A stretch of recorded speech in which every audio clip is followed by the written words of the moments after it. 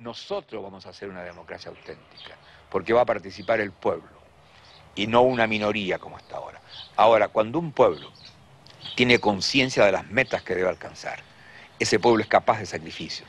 Yo estoy seguro que el pueblo de Chile está maduro porque ya ha entendido y entenderá mañana que tendremos todos que hacer sacrificios. ¿Para qué? Para sembrar para el futuro.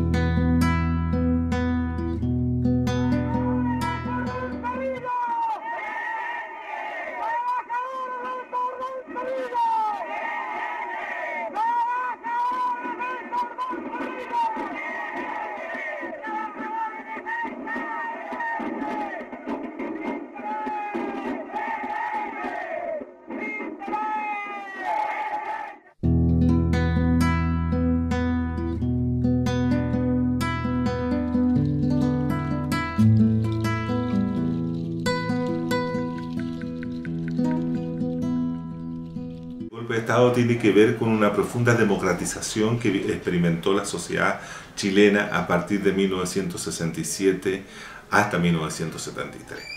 Uno podría sostener claramente de que entre esos años el país se democratizó ampliamente. Y no solamente estoy hablando de una democratización que se refiere al régimen político, sino me estoy refiriendo a una democratización que abarca al Estado, a la economía, a la sociedad y al régimen político. Es decir, es una democratización amplia y profunda.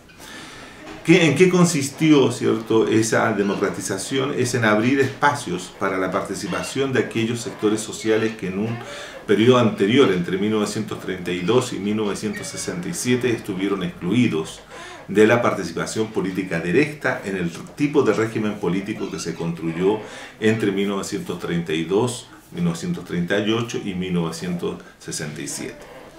Chile tuvo esta imagen de haber sido una democracia ejemplar. Sin embargo, cuando uno estudia esa democracia, aprecia que tiene una serie de limitaciones y tiene una serie de imperfecciones y al mismo tiempo de exclusiones sociales.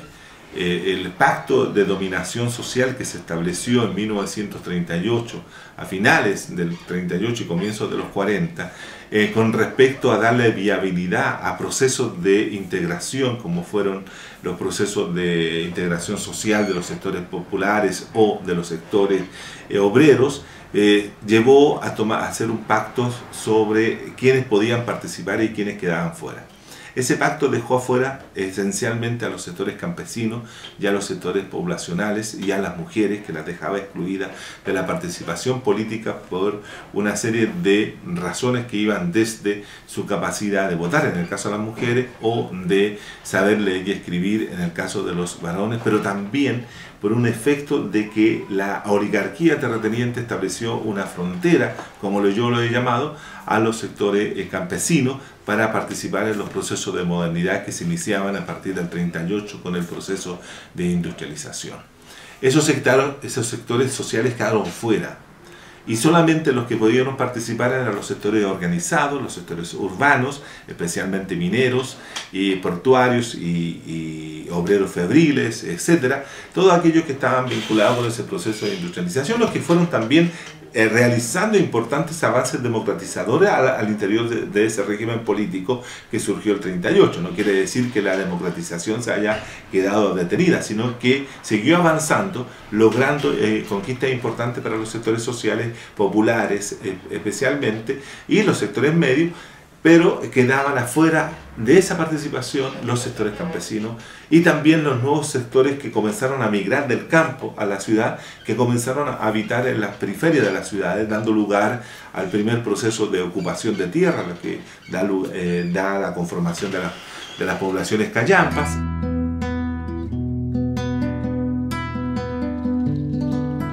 Entonces, que ese proceso de democratización avanza desde el punto de vista institucional, logrando ciertos elementos para los sectores populares, fundamentalmente a partir del año 1958, cuando después del estallido social del 2 y 3 de abril del 57, se obliga al régimen político a abrirse para incorporar a estos nuevos sectores, pobladores, marginales, por decirlo así, que estaban en las ciudades y se incorporan. Pero no permite el 2 y 3 de octubre, de abril, abrir el espacio para los campesinos. Pasarán 10 años más para que ese se produzca. Y eso se va a producir fundamentalmente a partir de lo que es el proceso de reforma agraria. La reforma agraria en Chile hay que pensarla desde dos puntos de vista: la reforma agraria como el fenómeno de distribución de tierras y también como un proceso de democratización sustantiva de la participación de los campesinos y también del acceso de los individuos o de los campesinos a un derecho que se le había negado y se le ha negado siempre y se le sigue negando en las sociedades capitalistas a todos, que es el derecho a la propiedad de los medios de producción. Lo fundamental aquí es ese fenómeno. El fenómeno que permite que los campesinos no solamente adquieran derechos políticos, sociales y económicos que le habían sido restringidos anteriormente, sino que ahora también, conjuntamente con esos derechos, como el derecho a la sindicalización, el derecho al voto libre y espontáneo, de poder ellos elegir al candidato que ellos fuera de su preferencia y no como antes, que estaban impedidos por el cohecho o por la manipulación del voto campesino. Ahora lo podían hacer libremente, pero quedaba otro derecho que no habían tenido posibilidad de acceder, que es el derecho a la propiedad, el derecho a la tierra, el derecho a poder cultivar sus propios terrenos, sus propios cultivos, etc., porque la tierra estaba concentrada en la oligarquía terrateniente. Eso abrió un proceso de democratización muy fuerte en el país, pero al mismo tiempo quebró el pacto de dominación que se había establecido el 38, y con eso, ¿cierto?, inició un proceso de crisis estatal, una crisis de Estado que va a dar origen posteriormente a una crisis de sociedad, una crisis de dominación, una crisis política integral en la sociedad chilena, en la cual los sectores comenzaban a discutir qué tipo de Estado, qué tipo de sociedad, qué tipo de economía iba a reemplazar aquello.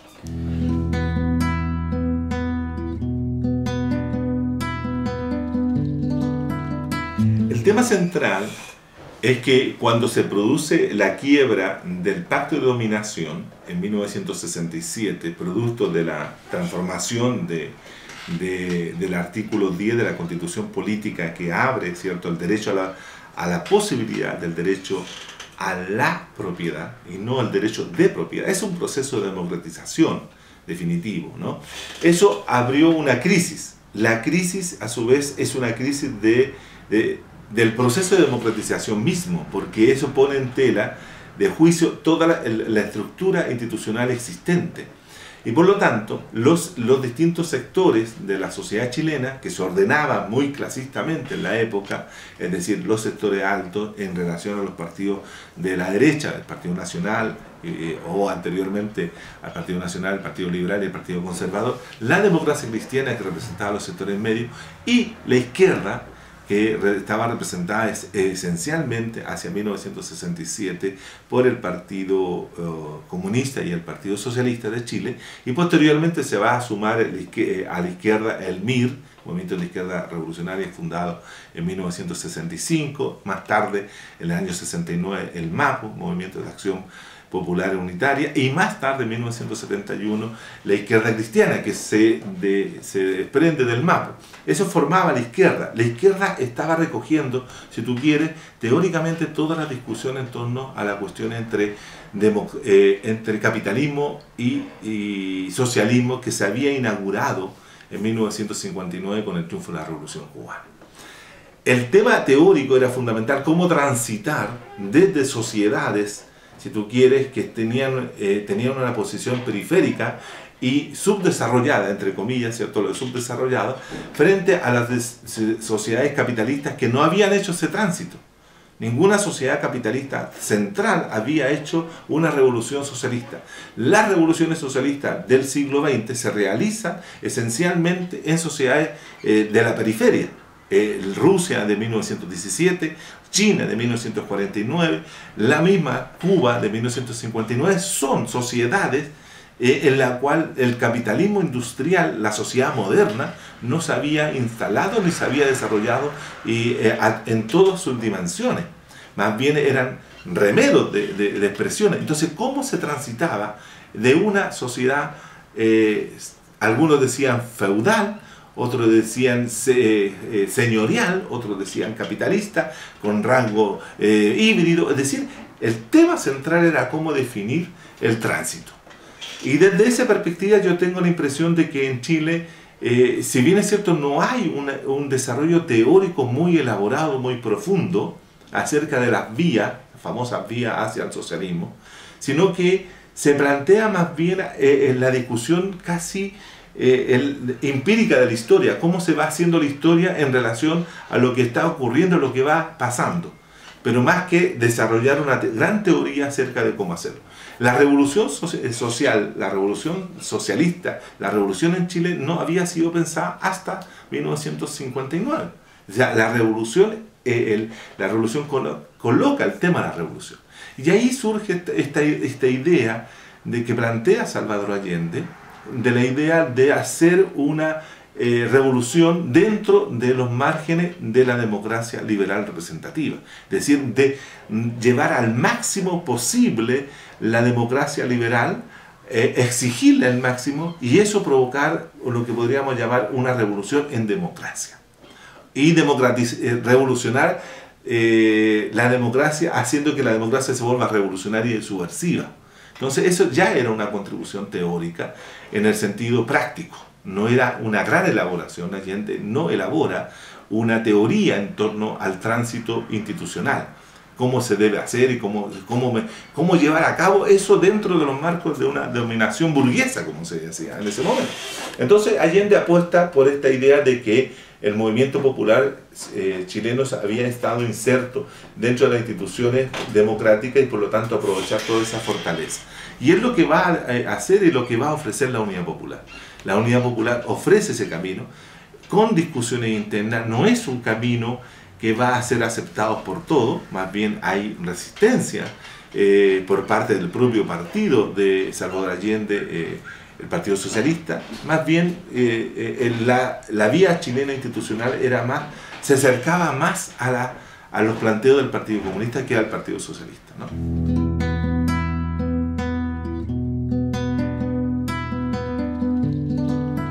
Allende se plantea la posibilidad de transitar al socialismo dentro de la democracia, significaba utilizar todos los mecanismos que la democracia liberal presenta y la institucionalidad política hasta ese momento otorgaba. La institucionalidad democrática entre el año 69 y 70 había alcanzado una máxima expansión en lo que es institucionalidad democrática. Por lo tanto, estaban dadas las posibilidades para hacer eso. Pero Allende tenía una gran dificultad, o la Unidad Popular tenía una gran dificultad, que se va a expresar en la conflictividad que se va a abrir a partir del año 1970-71 en adelante, que es que Allende no gana la presidencia siendo mayoría. Él gana con una mayoría relativa del 36 y tantos % de los votos, lo cual significa ir a una segunda vuelta, pero no como la conocemos hoy día, sino una segunda vuelta parlamentaria, en la cual, ¿cierto?, firma un estatuto de garantía con la democracia cristiana, y la democracia cristiana le ofrece el apoyo para que salga elegido, pero no significa que la democracia cristiana diga nosotros vamos a apostar por el proceso que Allende quiere llevar a cabo, sino que se van a colocar luego rápidamente en una posición de oposición, haciendo alianza con la derecha, con el Partido Nacional, en oposición al gobierno popular. Eso va a entrabar todo el proceso. Allende no cuenta con los votos necesarios para hacer aprobar las distintas iniciativas que busca.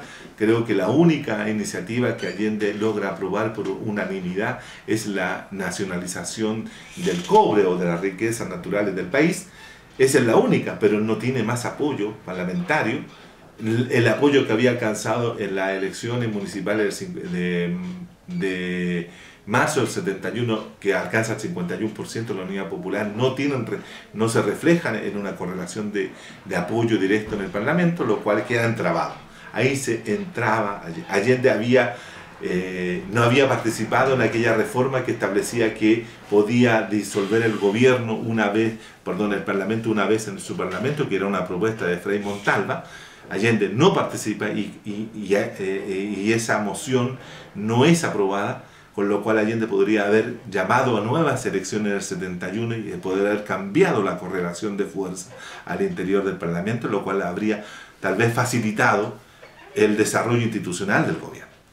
Pero al mismo tiempo, la trabazón por arriba del proceso, es decir, por los problemas institucionales, dio lugar que por abajo, es decir, por los sectores populares, por los sectores obreros, por los sectores que tenían una crítica a ese modelo que ofrecía Allende, iniciaran la construcción de lo que se llamó en ese momento la construcción del poder popular.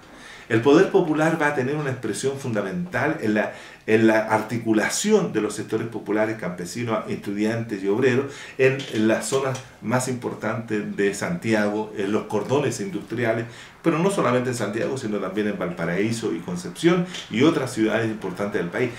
Esos son dos procesos que se viven durante el periodo de la Unidad Popular. El poder obrero tiene un elemento disruptivo que quiebra el orden de la propiedad. Porque no solamente había una expropiación de fábricas por arriba, que eran las 91 empresas que Allende había señalado en su programa para traspasar al área social de la producción, sino que los trabajadores, impulsados por esta dinámica del proceso, van y se toman la industria y exigen su expropiación, el nombramiento de un interventor, y eso pasa al área social de la producción, con lo cual al poder de las clases capitalistas comienza a serle quitado su base material. Tengo la impresión de que el acto más revolucionario que se da durante la Unidad Popular, que es un acto desde mi punto de vista profundamente democratizador, es el hecho de que la propiedad privada, los medios de producción, llámese bancos, llámese industria, llámese fábrica, etc., son pasadas al control obrero. Y hay experiencias muy ricas en esa dimensión que ha estado siendo descubierta o ha sido puesta dado a conocer a través de investigaciones actuales sobre el poder popular y su desarrollo, que revelan, ¿cierto?, de cómo la clase capitalista estaba perdiendo el poder. Eso implica que la clase capitalista, tanto nacional como internacional, van a tener una reacción muy violenta contra el poder social, popular, obrero, que la Unidad Popular permitió tras ganar el gobierno en los años 70. Yo creo que ese está el elemento central. Allende abre un proceso de democratización sustantiva en la sociedad chilena, permite la posibilidad de cuestionar la hegemonía del poder, permite la posibilidad de ir instalando nuevos elementos de hegemonía que tienen que ver con la visión de los obreros que habían construido desde el comienzo del siglo. O sea, cuando uno se plantea que los obreros pensaban que había que construir socialismo a través de la recuperación de las fábricas o hacerse del poder de la fábrica, no es una cuestión nueva.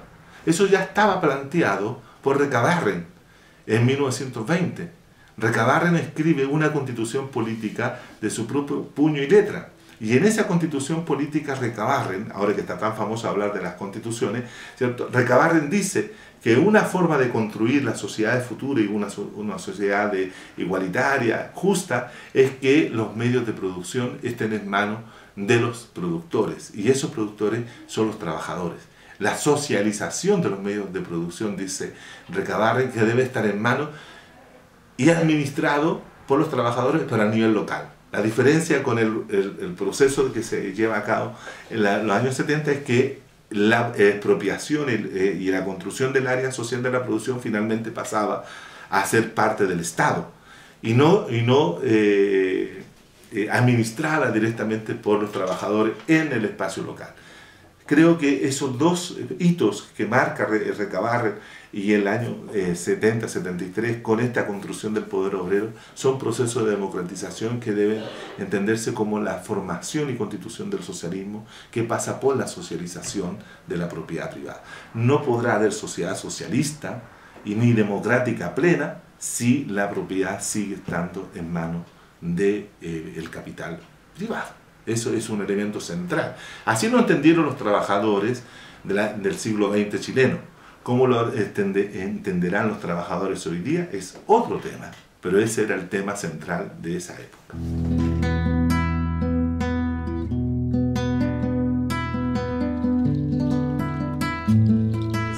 ahí hay una cuestión que no se ha reflexionado mucho en la sociedad chilena, que es justamente la relación entre partido y movimiento social, o movilizaciones sociales activas desde el mundo popular, desde el mundo de los sectores locales, poblacionales, estudiantiles, trabajadores, etc., y las cúpulas dirigenciales de los partidos. Los partidos, por la lógica misma que tiene el dinamismo que expresa el régimen político, tienden a ingresar a un régimen, que es el régimen político, en lo cual de una u otra manera quedan atrapados en una institucionalidad, ¿no? Y eso fue también un fenómeno que le ocurrieron a los partidos de izquierda de la época de la Unidad Popular, que quedaron encerrados, por decirlo de alguna manera, en un régimen democrático que, por cierto, comparativamente con los otros regímenes democráticos existentes años anteriores en Chile, era más democrático, pero igualmente tiene un cierre institucional que los obliga a comportarse de alguna manera. Eso, ¿cierto?, limitó que los dos tiempos en los cuales se desarrolla o por lo menos se desarrolló la Unidad Popular, es el tiempo del Estado, el tiempo político institucional y el tiempo político social, fueran a destiempo, por llamarlo. No tuvieron nunca una convergencia. Y creo que eso es un elemento que hay que estudiar muy fuertemente cuando hoy día estamos enfrentando situaciones, tal vez situaciones parecidas, en cuanto hay un gran desarrollo del movimiento social, hay movilizaciones que se generan fuera del ámbito de la institucionalidad, y cuando hay partidos que creen que para poder canalizar y dar resolución a esa problemática, vuelven a ingresar a la arena institucional. Y la democracia de hoy, que yo no le llamo democracia, que yo le llamo, ¿cierto?, un régimen autoritario electoral, es más restrictiva que la anterior. Por lo tanto, eso es una impresión que tenemos que tomar o reflexionar cómo podemos hacer convergente la movilización por arriba, por abajo, y la acción de los partidos por arriba, que eso no está zanjado totalmente. Hoy día está presente. Es más, cuando tú tienes sistemas de partidos que no están en crisis. El sistema de partido chileno tiene poca credibilidad, pero no está en crisis. No es un sistema de partido desfondado. Por ejemplo, un sistema de partido desfondado es el caso boliviano durante el 2000 y el 2006, cuando se ha elegido, o 2005, cuando se ha elegido Evo Morales. No es el caso de un sistema quebrado como es el sistema de partido en la época de Chávez, del 97-98. No es un sistema de partido inexistente como el que estaba en Ecuador cuando asume finalmente Correa, ¿no? En Chile tenemos un sistema de partido. Y lo curioso es que todos quieren llegar a ser parte de ese sistema de partido, construyendo ya nuevos partidos o ingresando a los viejos partidos o incorporándose a alianzas que ya estaban. Entonces eso también va a generar una fuerte contradicción en el futuro chileno, semejante o parecida a la que vivió la propia Unidad Popular con sus propios militantes. Era curioso porque los partidos iban por arriba, ¿cierto? El PC, el PS, ¿cierto? Aunque el PS con una ala más radical, pero la izquierda cristiana, el MAPU se quiebra. Fíjese que el MAPU se quiebra. En el Mapu Garretón, el Mapu Gasmuri, si uno lee bien el quiebre, uno puede interpretar que el Mapu Garretón era mucho más de construcción de poder popular desde abajo, y el Mapu Gasmuri, ¿cierto?, era mucho más institucionalizado. Es decir, y eso expresa la contradicción que tuvo la Unidad Popular. Y eso es lo que también hace que cuando tenga que enfrentar el golpe de Estado, se haga con tanta debilidad. No se haga con una conducción única. Se tiene mucha debilidad. ¿Por qué? Porque esas dos situaciones estaban chocando al interior mismo de la Unidad Popular. Uno podría decir que el éxito de la oposición está en la propia debilidad de la Unidad Popular. O sea, el éxito del golpe está en ese punto. Justamente lo encuentran en el momento de mayor debilidad, que fue a partir del mismo 29 de junio, que a partir del 29 de junio hasta el 11 de septiembre, la Unidad Popular no es capaz de resolver esa situación de crisis para enfrentar lo que ya todo el mundo sabía que se venía encima, que era el golpe.